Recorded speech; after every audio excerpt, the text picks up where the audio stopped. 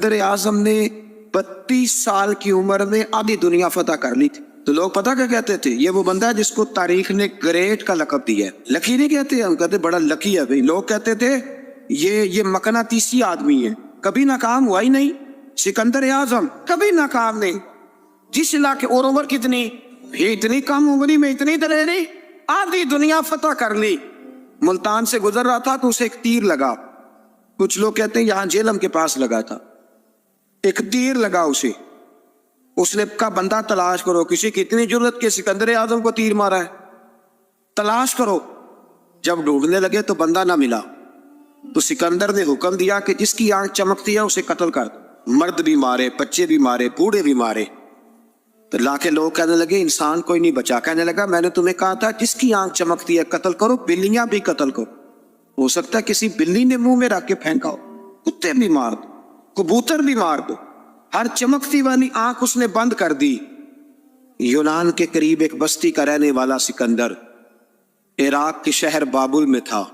Malaria بخار ہوا. کیا کہتے ہیں ہم، چند ٹکیوں کی مار ہے، دوائی کھا لو ٹھیک ہو جائے گا. ملیریا بخار ہوا. 32 سال. کچھ لوگوں نے کہا نہیں 2 مہینے کم، 33 سال عمر ہو چکی تھی.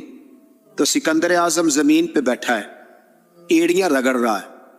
موت کا جھٹکا لگا، موت کا.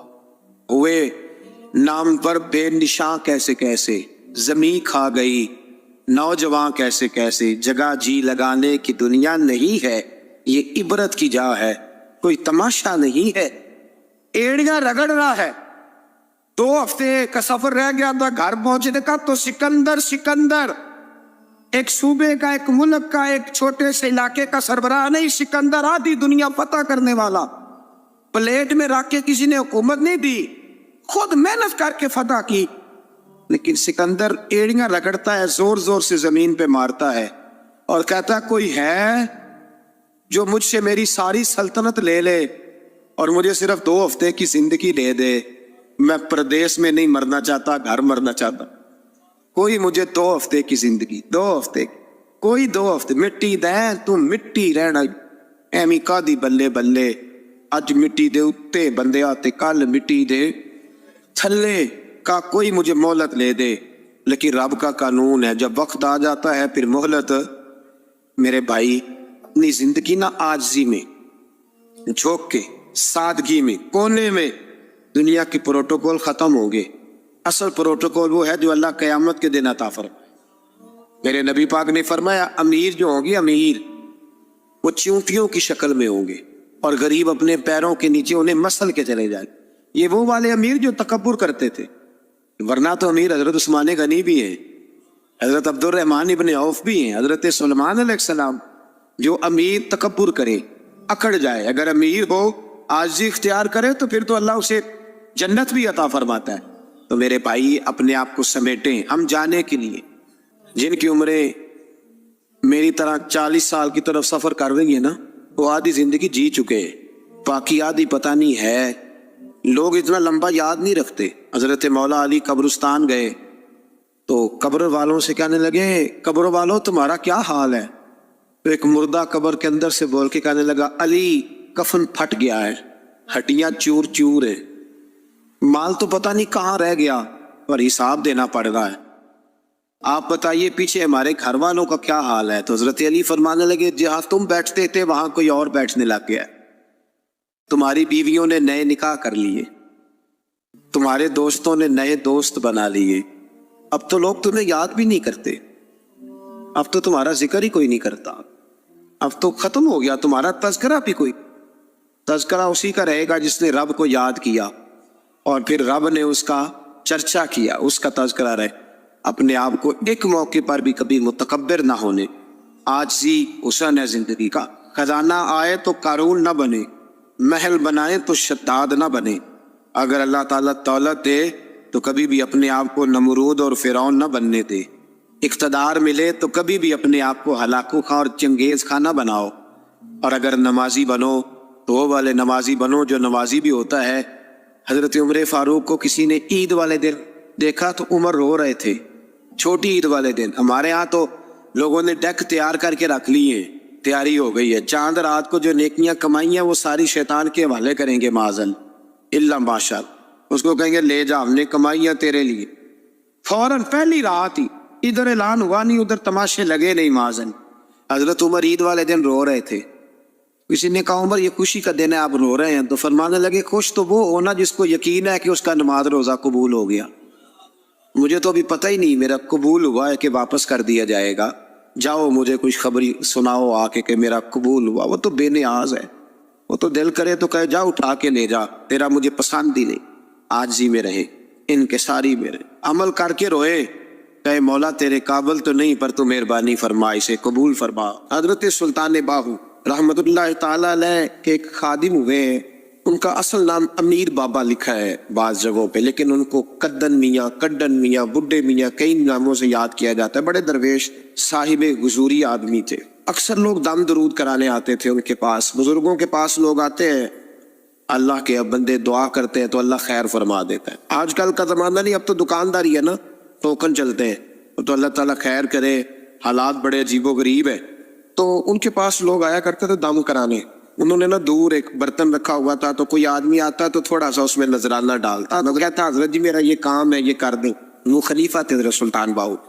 وہ گردن چکاتے، تھوڑی دیر کے بعد سر اٹھاتے، کہتے تیرا کام ہو جائے گا. صحیح مسلم کی حدیث ہے، نبی پاک نے فرمایا رب اشغاز اکبر لو اقسم علی اللہ لا ابرہ.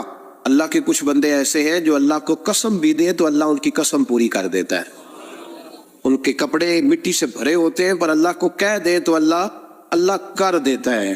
حضرت سلطان باہو کے وہ خلیفہ کہتے ہو جائے گا تو ہو جاتا. پھر کوئی بندہ آگے کہتا یہ نذرانہ ڈال دیا تو کام گردن جھکاتے، کہتے اپنے پیسے نکال کے لے جا، تیرا کام کوئی نہیں ہونا. ایک دفعہ کچھ سید زادیاں آ گئیں، انہوں نے آ کے نا اس زمانے میں 100 روپیہ سمجھ لے کہ آج کا ₹1,00,000 بابا جی کے نذرانے والے گلے میں ڈالا اور آ کے کہا کہ بابا ہمارے نا ایک بچے کو سزائے موت ہو گئی اور حلفاً بتاتے ہیں کہ ناجائز پھانسی کا حکم ہوا ہے، تو تیری رب رسول کی بارگاہ تک رسائی ہے، مہربانی کا، سیدوں کا بچہ ہے، مہربانی کا. بابا جی نے گردن جھکائی اور کہا اپنا 100 روپیہ نکال کے لے جاؤ، مشکل ہے بچہ بچے تو میں کچھ نہیں کر سکتا. سید آدمیاں تھی، روتی ہوئی لوٹ گئیں.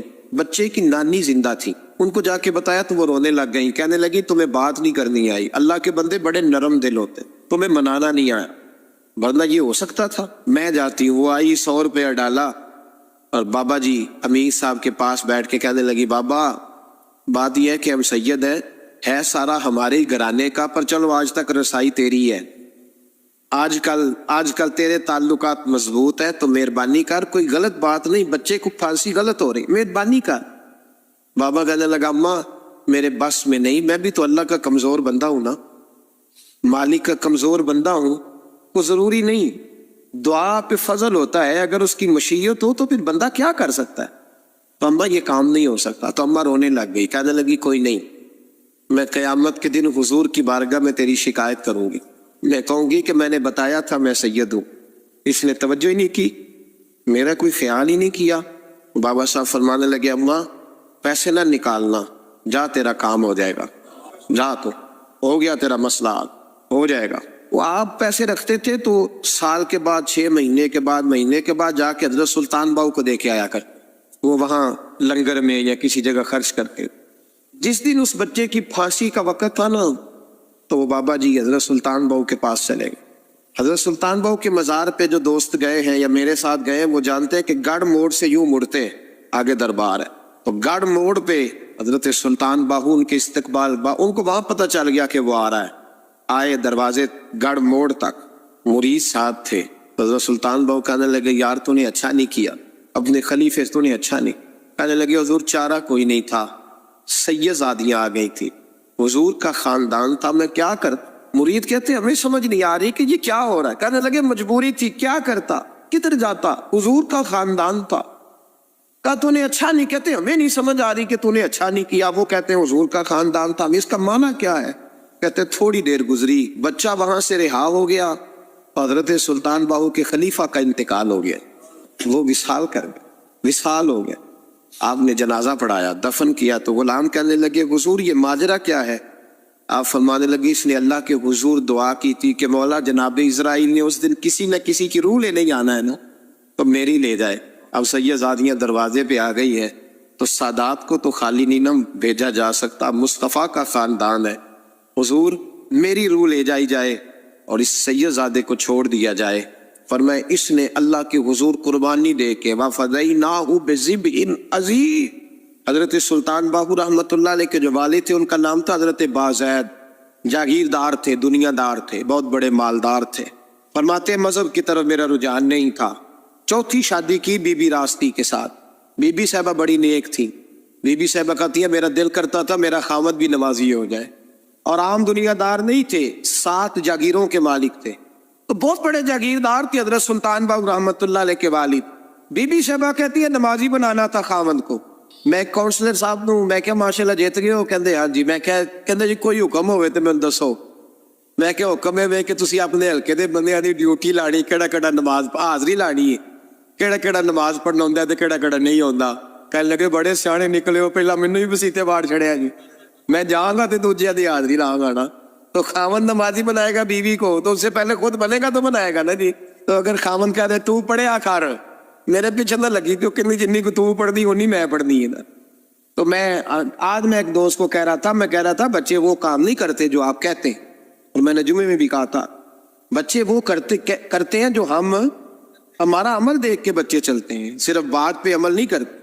بی بی راستی کہتی ہے میں نے ٹھان لی کہ میں نے اس جگیردار کو، وڈیرے کو، اس موٹے بڑے چودھری کو میں نے نمازی بنانا اور بنا کے دکھانا ہے نمازی۔ بی بی صاحبہ کہتی ہیں کہ وہ جس خاتون کی بھی باری ہوتی تھی، 4 بیویاں ہوتی تھی، وہ اس کا حق ادا کرتے تو بعد میں اپنی خوابگاہ میں جا کے آرام کرتے۔ ان کا جو خادم تھا ملازم، وہ رات کو دودھ کا پیالہ انہیں دینے جاتا تھا، سونے سے پہلے ان کے پاس دودھ کا پیالہ پہنچتا تھا۔ تو بی بی صاحبہ کہتی ہے میں نے رات کو ملازم سے کہا دودھ دینے تو نہیں جائے گا، میں جاؤں گی۔ میں آدھی رات کو دودھ کا پیالہ لے کے حاضر ہوئی۔ تو کیسی آئی؟ میں نے کہا بی بی وہ آ گئی ہوں تو اب مہربانی کرے۔ میں نے کہا اگر اجازت دے تو آپ کے پیر نہ دبا دو۔ چل دبا دے۔ بی بی کہتی ہے پیر دباتے دباتے میں نے کہا اگر اجازت دے تو صبح نماز کے لیے جگا دوں، یہ نماز کی تبلیغ ہو رہی ہے۔ تو بابا جی پتہ کیا کہتے ہیں حضرت بازید؟ کہنے لگے تو مجھے جانتی نہیں، خبردار مجھے تبلیغ کرنے کی کوشش کی، اس گھر میں رہنا ہے تو سانس اونچا نہ لینا، پتہ ہے تو کس کے ساتھ بھی آئی، خبردار۔ کہتے میں چپ کر کے آ گئی۔ اگلے دن پھر دودھ لے کے پہنچ گئی تو انہوں نے آنکھ کھول کے دیکھا میری طرف، پھر آ گئی ہے۔ میں نے کہا اب میرے خاوند ہے، میرے سر کے تاج ہے، پیر دبا دوں؟ دبا دو۔ کہتے میں نے 10 منٹ پیر دبائے تو میں نے کہا اگر جان کی امان پاؤں تو فجر میں جگا دوں۔ میں نے جلال فرمایا، کہنے لگے تجھے کہا تھا نا کہ مجھے کسی کا مشورہ قبول نہیں، تو کون ہوتی ہے مجھے بات کرنے والی، چل دوڑ جا۔ بی بی صاحبہ کہتی ہے میں 10 دن جاتی رہی۔ کتنے دن؟ انہوں نے سختی بھی کی، برا بلا بھی کہا، اور کئی دن یہ بھی کہا کہ کل آئی تو پھر یاد رکھنا۔ کہتی ہے 10ویں دن میں گئی تو حضرت بازید کہتے ہیں میرے دل میں خیال آیا یہ جان چھوڑنے والی نہیں، یہ باز نہیں آئے گی، اور چلو ہے بھی تو میری بیوی، غلط بات بھی کوئی نہیں کر رہی، کیا بھی نماز کر رہی ہے۔ کہنے لگے اگر میں سویرے اٹھ جاؤں تو پھر دوبارہ تو نہیں آئے گی، تو دوبارہ تو نہیں آئے گی۔ یہ دیکھیں میاں بیوی کا آپس میں رشتہ، سویرے اگر میں اٹھ جاؤں نماز کے لیے تیرے کہنے پہ تو میری جان چھوڑ دے گی تو؟ بی بی صاحبہ کہنے لگی میں دوبارہ نہیں آؤں گی، آپ مہربانی کریں سویرے اٹھ جائیں۔ کہنے لگے چل تو میری بیوی ہے، ایک بار مان لیتا ہوں تیری بات، سویرے جگا دینا۔ بی بی راستی کہتی ہے میں پہلے سو کے اٹھا کرتی تھی، وہ رات میں سوئی نہیں، کہتی میں ساری رات رو کے گزار دی، ساری رات، اور بیدار رہ کے گزار دی۔ سویرے فجر کے وقت پانی گرم کیا، بغل میں مصلی لیا، خامد کو بیدار کیا، وضو کرایا، اور کہتی ہیں جب وہ اللہ اکبر کہہ کے سنتوں کی نیت باندھی تو میرے اس طرح آنسو گرے جیسے سیلاب آتا ہے اور دریا کا بند ٹوٹتا ہے، اور میں نے رو کے کہا مولا میرے اختیار میں یہیں تک تھا، میں مصلی پہ کھڑا کر سکتی ہوں، میں دل تو نہیں نہ بدل سکتی، وہ تیرے قبضے میں ہے، مقلب القلوب ہے، فضل کار اس کا دل بدل دے۔ فرماتی ہے میں روتی رہی، 2 رکعتیں پڑھ کے میری طرف دیکھا تو فرضوں کی نیت باندھ لی، اور 2 فرض پڑھ کے پھر میری طرف دیکھا، کہنے لگے خبردار سویرے جگانے آئی تو؟ میں نے کہا جی نہیں جگاتی۔ میری طرف دیکھ کے کہنے لگے تو نہیں جگائے گی آج کے بعد میں تجھے نماز کے لیے جگاوا کروں گا۔